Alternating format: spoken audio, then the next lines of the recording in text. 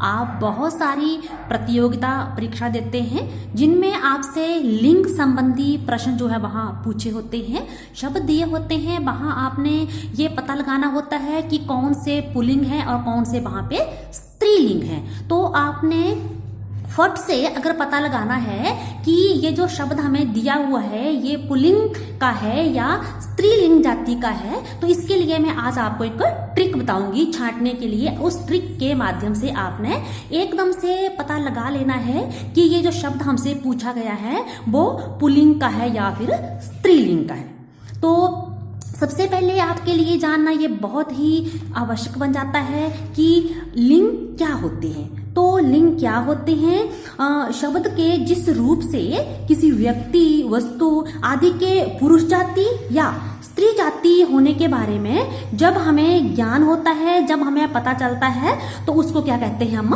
लिंग। क्या कहते हैं? लिंग।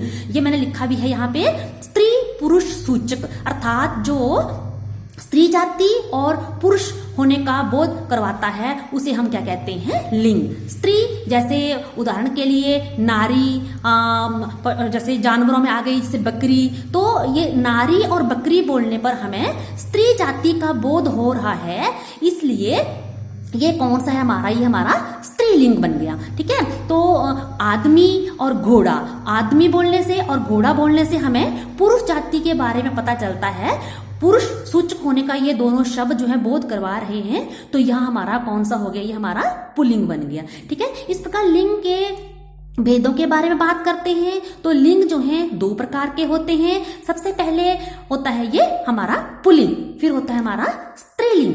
पुल्लिंग और स्त्रीलिंग। पुल्लिंग जो हमें पुरुष जाति के बारे में बोध करवाता है और स्त्रीलिंग जो हमें स्त्री जाति के बारे में बोध करवाता है। तो की पहचान कैसे करनी है? सबसे पहले पुल्लिंग के पास आते हैं। तो पुल्लिंग की पहचान आपने कैसे करनी है?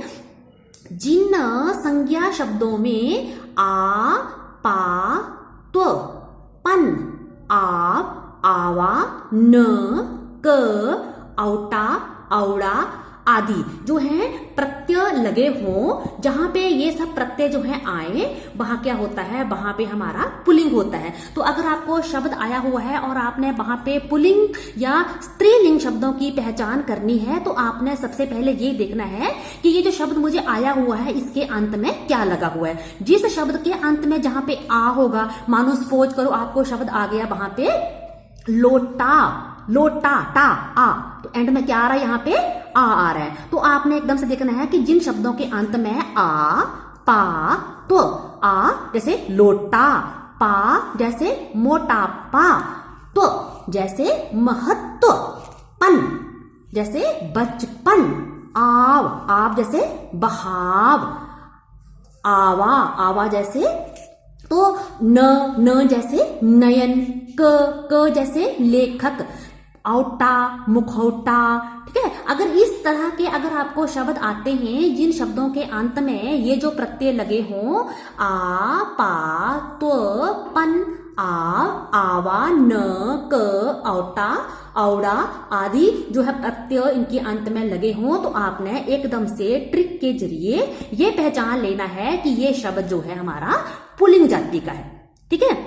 और इसके अलावा और भी कुछ जो है ऐसे शब्द हैं हमारे पास जो हमेशा जो है पुल्लिंग ही बने रहते हैं। जैसे हमारे ये दिनों और महीनों के नाम हैं। ये दिनों और महीनों के नाम जो हैं ये हमेशा पुल्लिंग में ही आते हैं। ये जो सागर हैं, देश हैं, पर्वत हैं, महाद्वीप हैं, इनके नाम भी प्रायः क्या होते हैं? इनके नाम भी प्रायः जो है पुल्लिंग ही होते हैं। और इसके अलावा कुछ शब्द ऐसे भी हैं जो नित्य जो है पुल्लिंग ही रहते हैं, जैसे क्रीड़ा, बाज, गरुड़, चीता, तोता, उल्लू, खरगोश, बिच्छू, मच्छर, कौवा, गेंडा, पक्षी।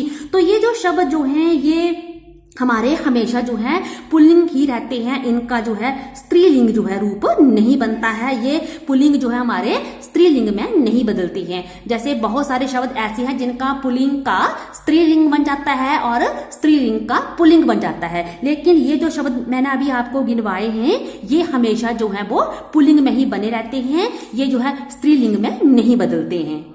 अब बात करते हैं स्त्रीलिंग की, तो आपने जिस प्रकार पुल्लिंग की पहचान के लिए ट्रिक अपनाया, शब्दों के एंड में देखा कि कौन सा प्रत्यय आ रहा है, ठीक उसी प्रकार आपने स्त्रीलिंग शब्दों की पहचान भी करनी है। आपने स्त्रीलिंग के लिए भी यही देखना है कि किन शब्दों के अंत में या, आवट, आहट, आई, आस और ता, जिन शब्दों के अंत में ये प्रत्यय जो है लगे हों, उन शब्दों को आपने जल्दी से पहचान जाना है कि ये शब्द जो हैं स्त्री जाति के हैं।